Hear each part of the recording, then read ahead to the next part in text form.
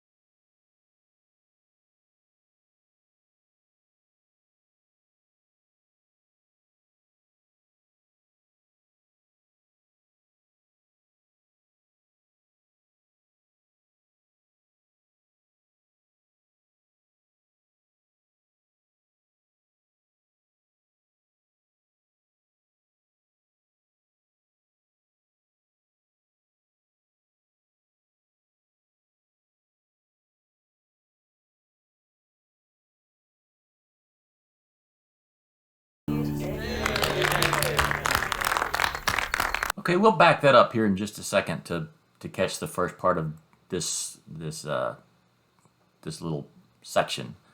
I just wanted to make the statement that when you can film scenes without dialogue,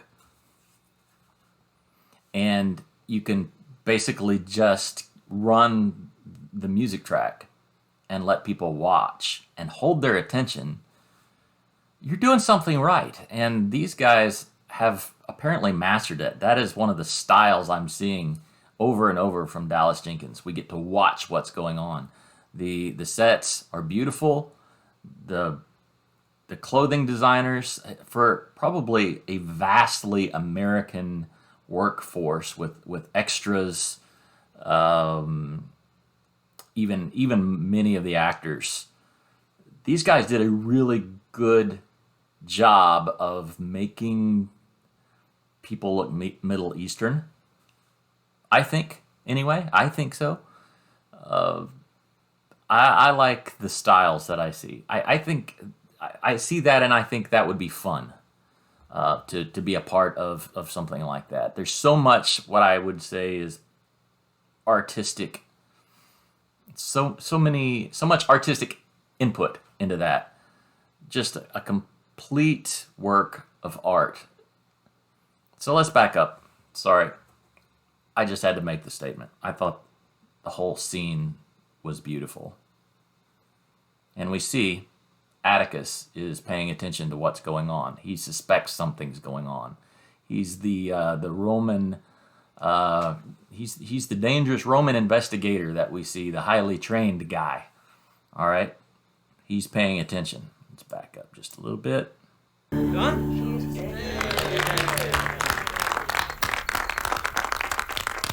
Woman of valor! Who can fight?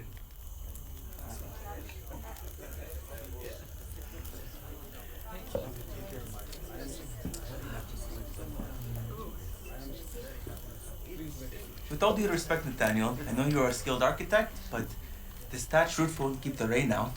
That's the point. The vegetation provides shade from the sun during the day. And if a few raindrops get through, it is a reminder of our dependence on God, of His provision, and of how our people were so vulnerable in the wilderness. And He brought us through. There was a time in my life, in my old life, where I had to sleep outside. It is a good reminder of how I was delivered from that. This time of dwelling in booths is also a leveler of people. Wealthy, poor, everyone sleeps outside as equals. Well, let's be honest. Not all booths are created equal. Yes, Nathaniel, the beauty of this booth is itself an act of worship. Rabbi, I have a question. Yes, In the prophet Zechariah it is written, "And everyone who has survived of all the nations that have attacked Jerusalem shall go up year after year to worship the King, the Lord of hosts, and to celebrate the Feast of Tabernacles." Wait, what? Zechariah says that? They read that passage of the feast every year. You just don't pay attention. And there's a lot of readings. They sort of run together. what exactly is your question, Big James? One day our enemies will celebrate this feast with us, Babylonians, Assyrians, the Romans, Jews and Gentiles at this table? What would have to happen for that to be possible? Something will have to change. But the booths won't mean anything to them. We're the ones who dwelt in temporary shelters while we wandered the wilderness, not them. Everyone has wandered through the wilderness at some point. If all the nations came to celebrate in Jerusalem, there will not be enough room, not by... I will not bore you with the calculations. I think it will not be Jerusalem as we know it now. Certainly not. But if Zechariah prophesied it, it will be fulfilled, right? It just sounds impossible. I know a thing or two about prophecies that sound impossible. Anyone have other questions? Okay, let's address those really quick. First of all, I love how Jesus is pulling Nathaniel back into his calling. The workmanship of this booth is an act of worship into itself, and Nathaniel finds himself fulfilled already from following Christ. Listen, following Christ is the most fulfilling thing that anyone can do. Chasing worldly things seems like it would be fulfilling, and probably sometimes there is a bit of fulfillment that lasts a very brief time, but this is the lesson right here. This is the lesson. The whole question that Big James is talking about, where people will bring their wares into the New Jerusalem. I really expected Jesus to say, "Oh, that is a question for another time," but he didn't. And I like Big James, the way he's reasoning through the process. Again, we're getting the benefit of Matthew being a complete newbie to the ways of the Jewish culture, because he's been apart from that, working for the Romans. So that gives us an opportunity to hear his questions and hear the answers to those questions. There is a lot going on with that question, because that is a scene out of Revelation, where the people of the nations are bringing their wares into the New Jerusalem. And I'm very interested in the possibility that is a physical manifestation, but it is also a spiritual manifestation, because as a follower of Jesus, you have become the New Jerusalem. That is Hebrews 12. You have become the city set on the hill, right? So you are the head and not the tail. That's part of the lesson of today, when everybody feels like the tail. Everybody feels embattled. They feel like the world is against them. You are the head and not the tail. And so we have to learn how to be the head and not the tail.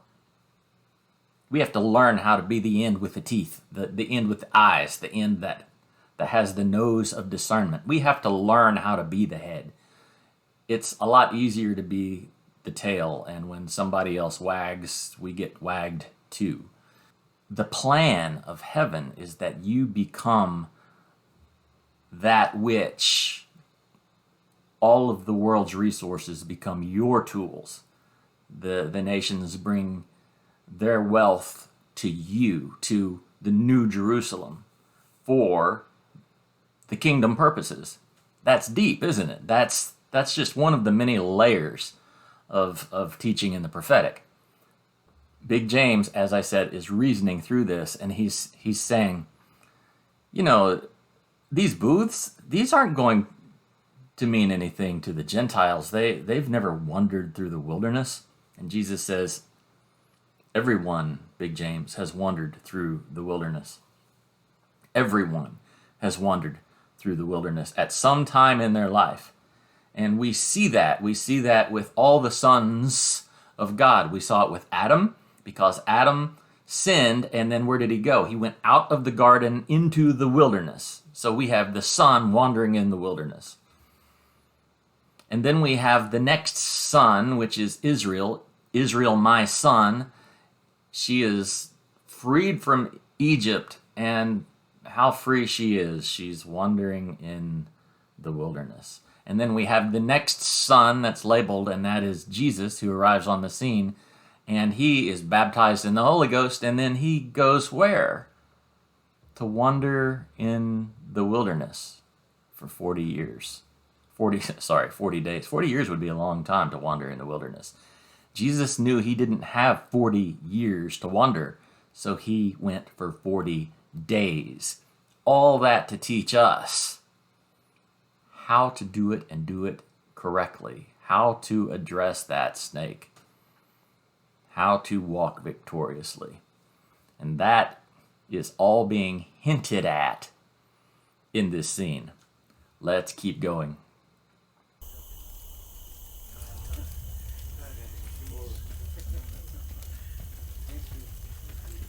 Hello, friends. Have a seat, please.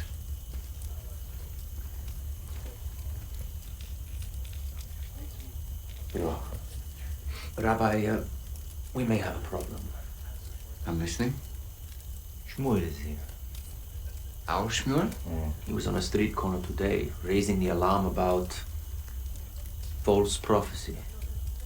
He means you, Rabbi. Are you sure? Yes, well, he's been... I'm joking. I know he means me, Simon.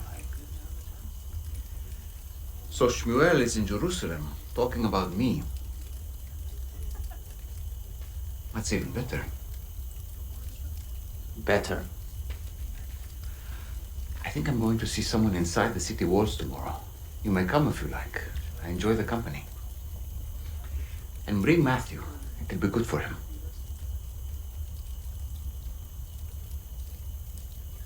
He will quiet you by his love.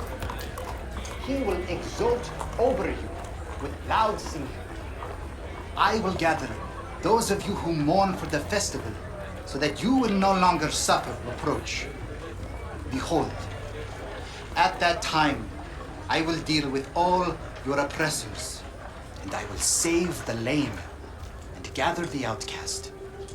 And I will change their shame into praise and renown in all the earth. I read from the prophet Zephaniah.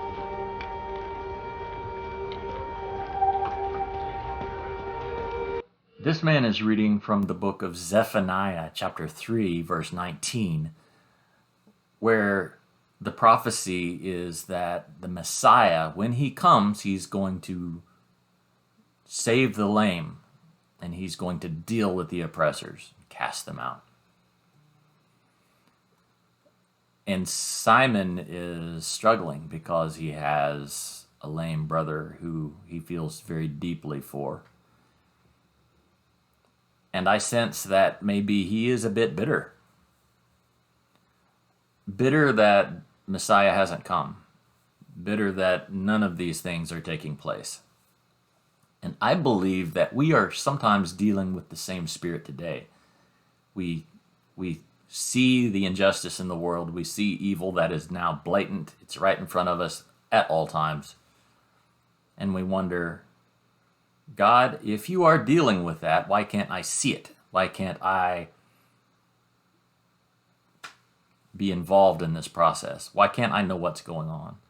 And I'm not saying you can't.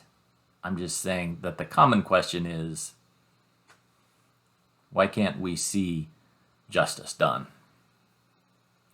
And I feel like that gives us a link, a tie-in to Simon the Zealot here, because he is ready for change, and if he has to, he's going to be the instigator of that change, the catalyst, if you will.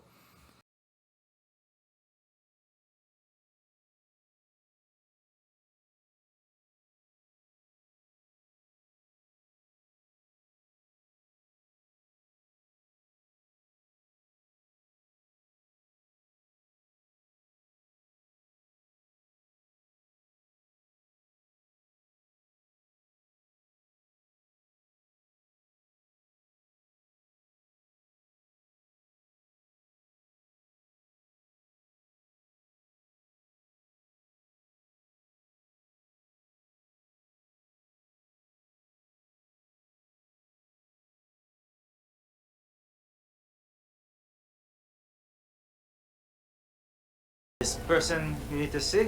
We get to meet him in the temple? No, actually the opposite. Bethesda pool. Really? Here we go again. Gets stranger and stranger with you, doesn't it? I love it. Why is it strange? Because the history of the pool is pagan. I don't know much about the details. James usually knows that stuff more, but... The pool used to be a shrine for the Phoenician god, Epim?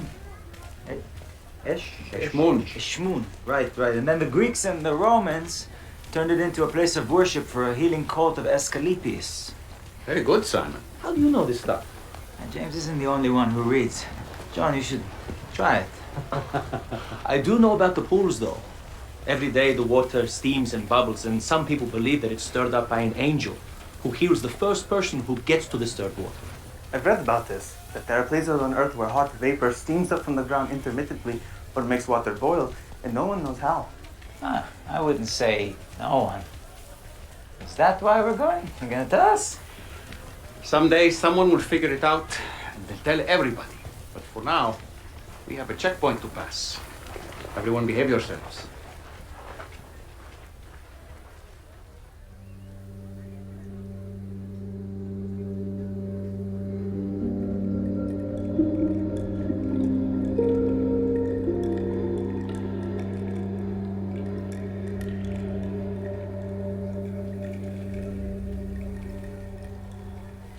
One can't let it go.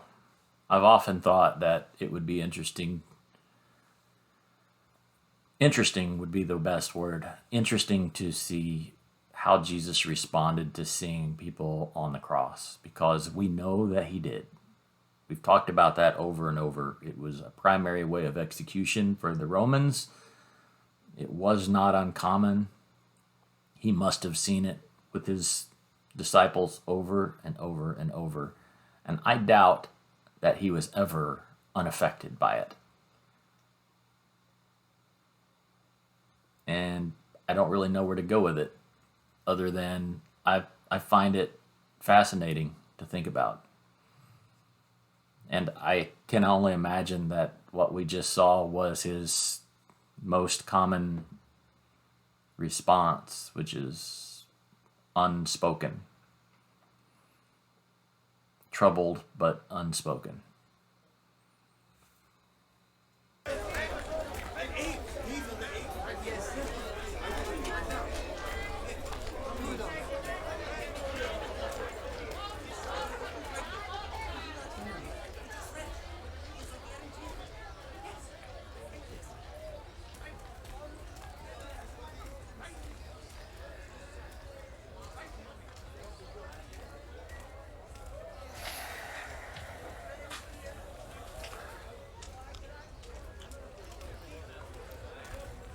Could you look any more Roman? I'd have asked you to meet me in the town square if I'd known you'd show up looking like a senator. I don't get paid to blend in. I'm Petronius, and you are the cohort Urbani? Atticus Emilius. Your reputation precedes you. That is why I meet in alleys. You're a long way from home. Well, I go where the work is.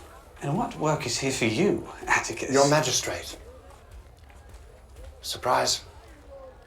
Something on Rufus's calendar puts you on a narrow road in the upper city just off the square. Valerian. It's a restaurant. Rufus eats there every Saturday after Sabbath. Oh, lovely.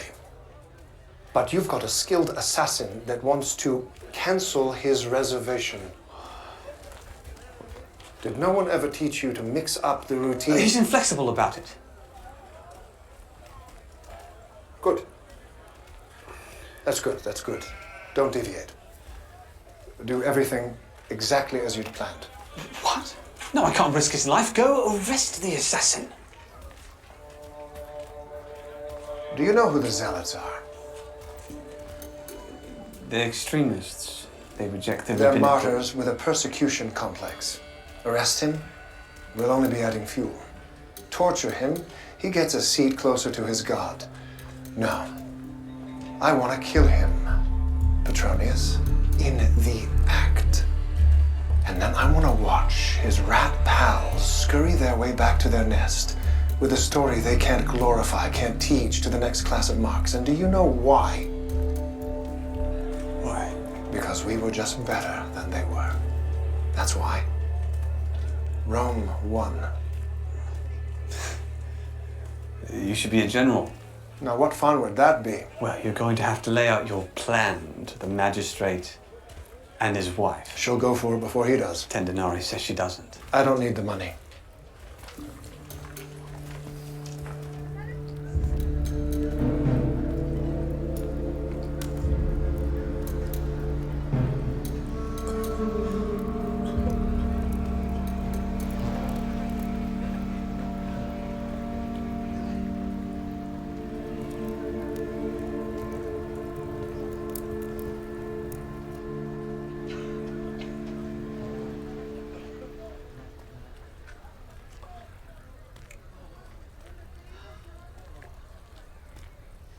Jesse?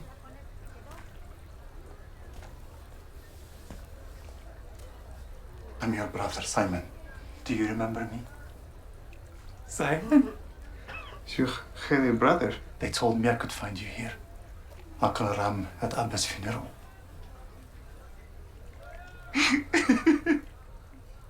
You must be 30 years old.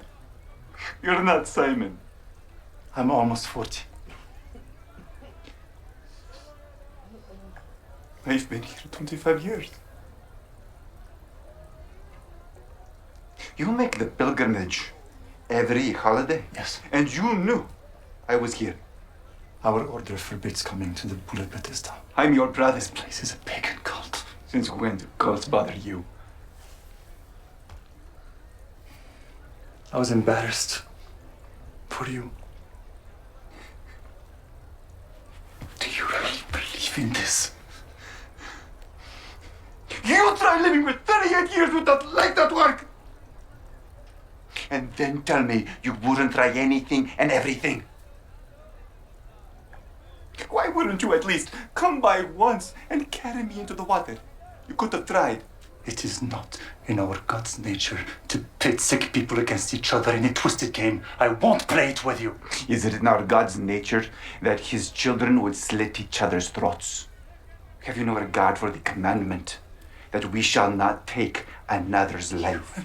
We both know the scriptures. There's a time to kill and a time to heal. A time to break down and a time to build up. The land must be purged. And what about our family?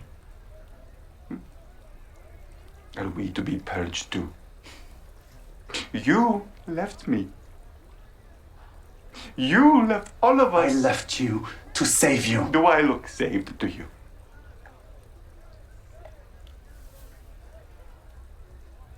I can't believe it. You are worse than you used to be. My legs are the same as when you left. I'm not talking about your legs. I'm talking about you. This godforsaken place has turned my strong brother into someone hopeless. And what should I hope in? After all these years? You and your murderous kind. Jesse, it's killed me to watch you suffer in your life. And I am sorry. I truly am. But that's not the only kind of pain. And you're not the only one who feels it. But you know what? I am at least doing something about mine. And I'm not sitting in a bed waiting to die.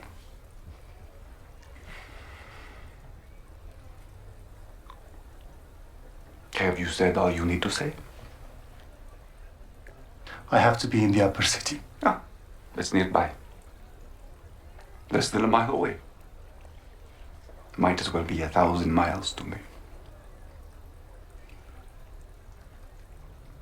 Whoever it is, don't do it. It's not worth it. If they catch you, they'll kill you. I am not afraid of death.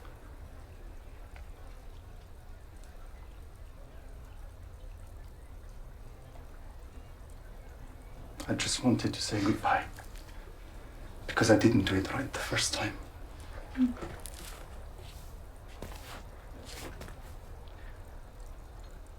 I do love you. And I love God. Goodbye, Jesse. By the time you read this, I will be halfway to the mountains to join the zealots of the fourth philosophy in the spirit of our great King David, who sang, "Zeal for your house has consumed me." I note. I was a better writer then. And from Zephaniah, "Behold, at that time I will deal with all your oppressors. I will save the lame and gather the outcast. I will change their shame into praise and renown in all the earth." Jesse, when you stand on 2 feet, I will know the Messiah has come.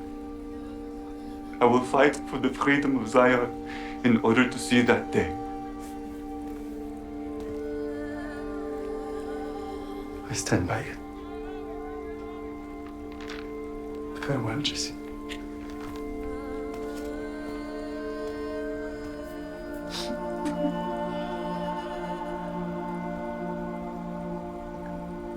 A masterful setup for the miracle that's going to take place.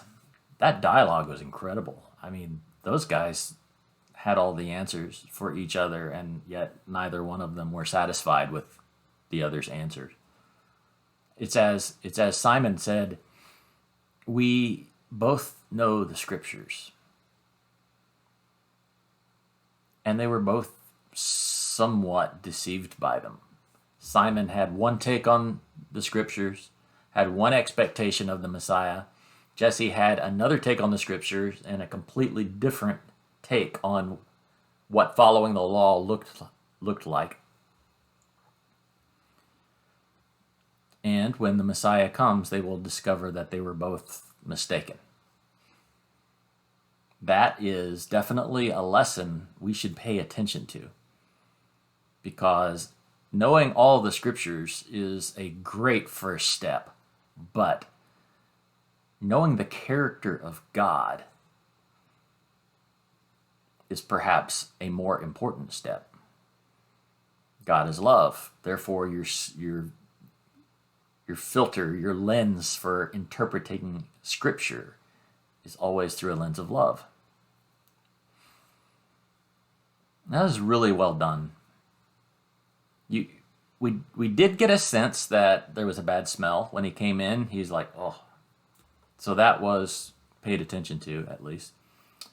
The pagan origins of that pool were mentioned. I didn't catch the first mention. I would have to go back and check that out. The second was Aesculapius, as Simon was talking about. Simon Peter was talking about the cult of Aesculapius. That's an interesting one if you want to go and search on Google or some other way the history of Aesculapius. That was a Greek god, I believe, and he was their healer. He was an old man, had a stick, had a serpent on it. So we still see that symbol all the time. It's a symbol for our pharmaceuticals. It originated in a pagan belief. So yeah, a lot of interesting stuff going on. They included a bunch of it. I wonder, though, if it was still considered a pagan place during the time of Jesus, because it's just difficult for me to imagine the Jewish authorities allowing that in the city proper during that time when everything had to be so pure. Maybe it was. I don't know. Let's see what happens next.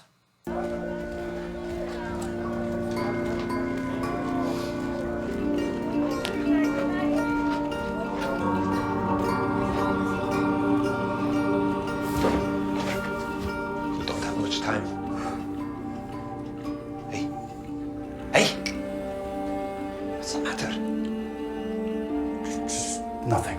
Just focus. Our men are in position. When you see Rufus and his escorts pass the side street entrance, side street entrance, you'll have 30 seconds to get into position.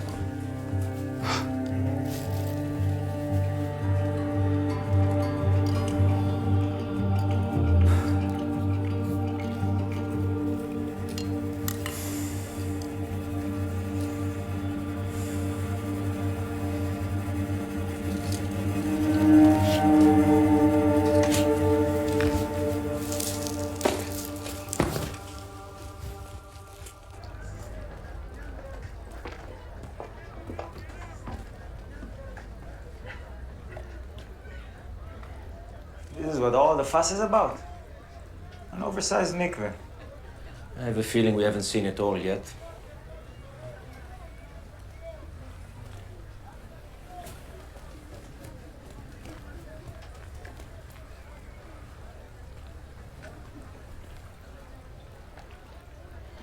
That's him. Who? Him. The one who's been here the longest. But doesn't belong. The sad one. Well, why do I get the feeling this isn't just a meeting? Do we need to be on the lookout? No. Just stay with me and watch.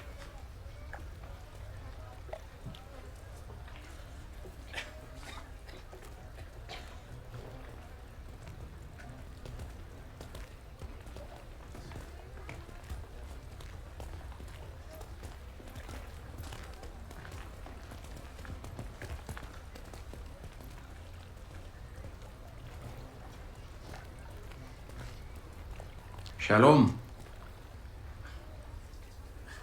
Me? Yes. Shalom. I have a question for you. For me. I don't have many answers, but I'm listening. Do you want to be healed?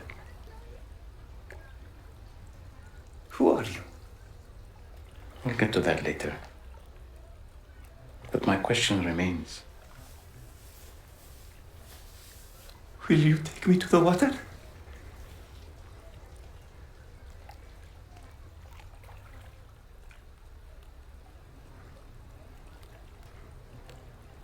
Look, I'm having a really bad day. You've been having a bad day for a long time.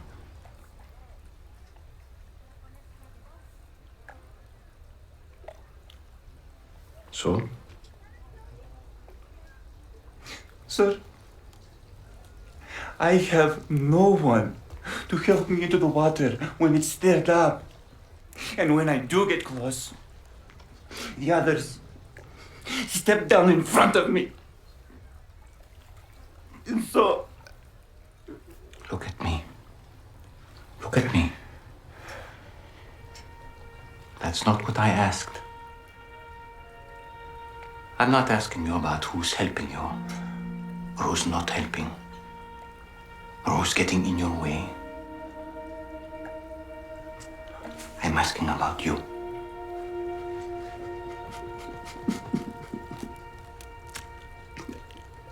I've tried. For a long time, I know. And you don't want false hope again, I understand. But this pool, it has nothing for you. It means nothing. And you know it. But you're still here. Why?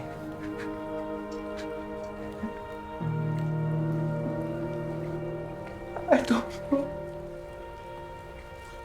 You don't need this pool. You only need me.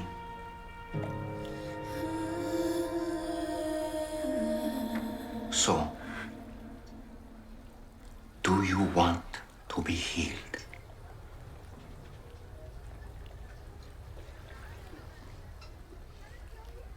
So let's go. Get up, pick up your mat, and walk.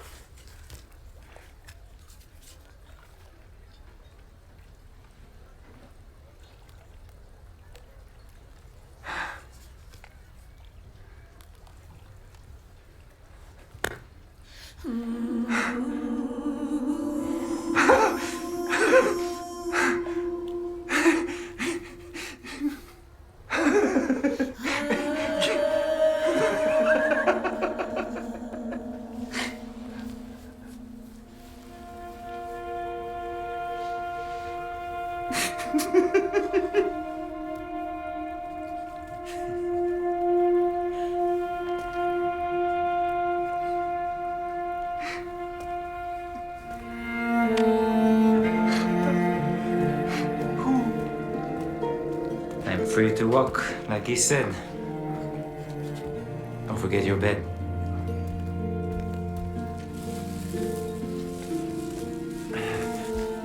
Why does this matter? Because you're not coming back here. That life is over. Everything changes now. Yo! It's Shabbat. What are you doing? Torah forbids carrying a mat on Shabbat? Not Torah, the oral tradition. Yes. Transporting objects from one domain to another violates Shabbat. The man who healed Do me. you not Realize what just happened here? Why are you trying to make this about He Shabbat? said to me, take up your bed and walk. Who did? Who told you that? He did. I don't know. He didn't tell me his name. No. Of course not. He performs a magic trick and tells you to commit a sin. A false prophet. This will be reported. Report whatever you want. I'm standing on two legs. I'm sorry. I need to go find my brother.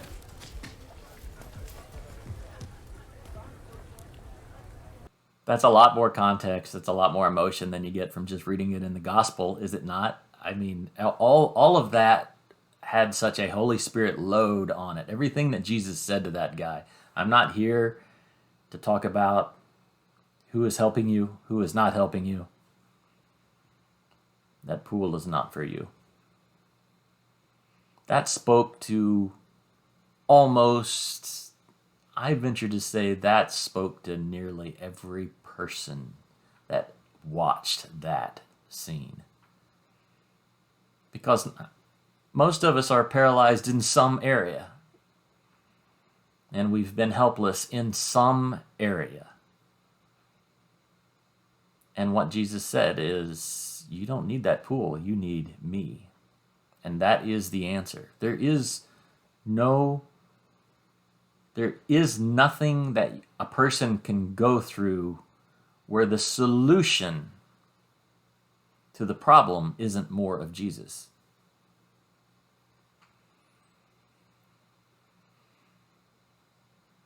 Every now and then you just need to watch something and breathe it in and let it steep a bit. Truly an amazing scene. And you have the keepers of the law, the Pharisees, standing there in a pagan place, hoping that they're going to see something that goes against the law. And they are all over, this guy for carrying his mat on Shabbat because of the oral tradition. But that did ring a bell with me a little bit, because the enemy, they are going to turn their attention to Jesus, who actually did the healing. He's the one that they're going to be after, because he broke Shabbat by doing a healing on their holy day, on their Sabbath. The enemy is always yelling about what it can't see. See, Jesus did nothing that you could see. The work was done in the invisible realm. Yes, the man was physically healed, but Jesus was just standing there. He did no work on Shabbat, and yet they're going to focus on Jesus for breaking their oral tradition, even though they didn't see him do anything. And that's what the enemy does. He complains about what he can't see because he lives in a realm that he's pretty much relegated to, which is this physical realm.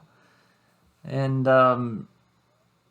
yeah, the enemy is often in the unseen realm, but his focus is on this seen realm, and he tends to operate in these seen scenarios, these physical, in the realm of the physical, the rules of the physical.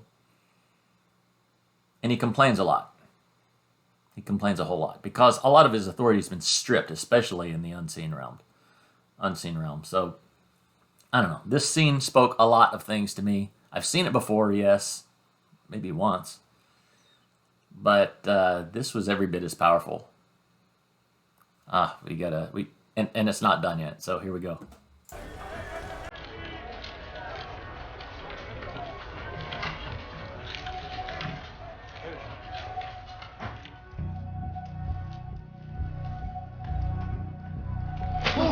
Sorry, it's my first time.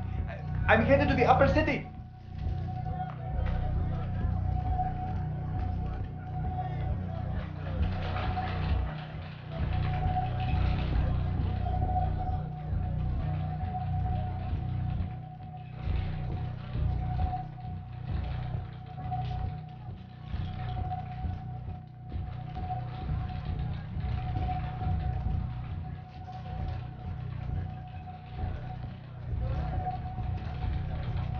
You look radiant tonight, darling. Don't push it.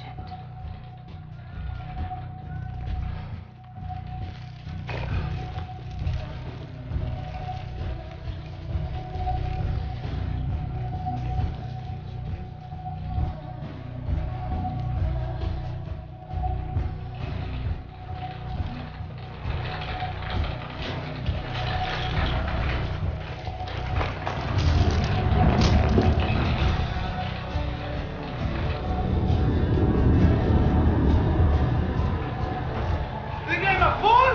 You think I don't know the difference between gold and brass? I curse you! Your family! Your children! And your children!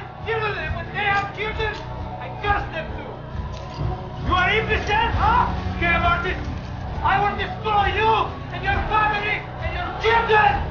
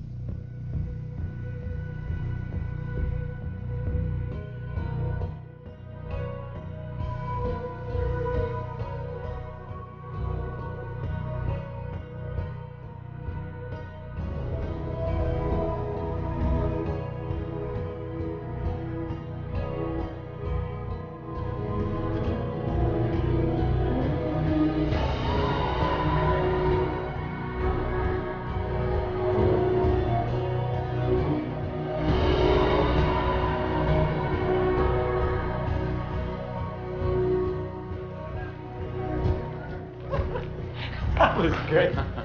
Thank you for letting me see that. Thank you for being with me. Well, the Pharisees were pretty upset. That was almost as much fun to watch as the miracle. This week should be fun, huh?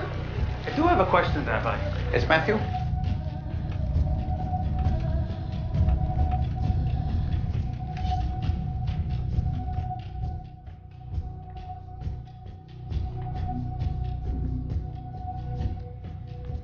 Waiting 30 more minutes wouldn't have mattered to that man. Why did you do this on Shabbat?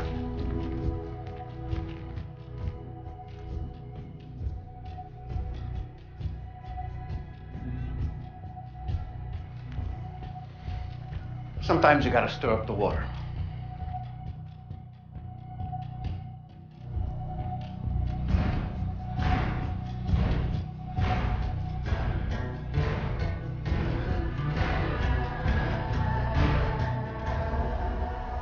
Stir up the water indeed. So, the plan of the Zealots is foiled. The plan of Atticus is foiled. Definitely the plan of the Pharisees is foiled. They don't really have a plan, but he ruined their day. He's right. He stirred up the waters. Everything that Jesus does tends to do this in the natural. He just creates this mess of things. He creates a mess out of our ideas, our traditions, our rituals. That was really interesting how they did that with Atticus and Simon. Atticus knew what was supposed to happen. The trap was set. He was taking the place of the official. He was just hoping that Simon was going to attack him because he was ready. He's a trained killer himself. He was going to kill Simon per his own admission. That's what he wanted to do. But Simon sees his brother, Zephaniah 3:19. The Messiah will restore the lame. And he had written in his letter, when I see you walk, I will know the Messiah has come. Jesse walks by at the crucial moment. All bets are off. He can't continue. Simon has to abandon the plan. He finds Jesse. He realizes that Zephaniah 3:19 has come to pass. And that's, even though he doesn't know how yet, Simon knows that his brother's walking, and that was his divine fleece. That was the one. That was the signal he was waiting for. And Jesus stirs up the waters. Man, that's so cool. And that picture, that last frame with Atticus staring over that fire, like, I can't believe this happened. So much excellence in this. So much excellence in this team. So good to watch this one. This was a great one in its entirety. I might have to go watch my first episode again. But hey, thanks for chilling out for a few minutes with me. I guess this is going to take about an hour. I appreciate anyone who would sit and listen to me babble for half an hour about a half an hour video or a half hour episode. But The Chosen is so good, isn't it? So I thank you guys. I appreciate how you've engaged in our community here. And if you're new, hey, I welcome you to join our little community and join in the conversations. If you have questions, put them in there. I would love to tackle those. I may not know the answer, but I'm pretty good at researching. So thanks again for watching, and I will see you on the next one. Peace.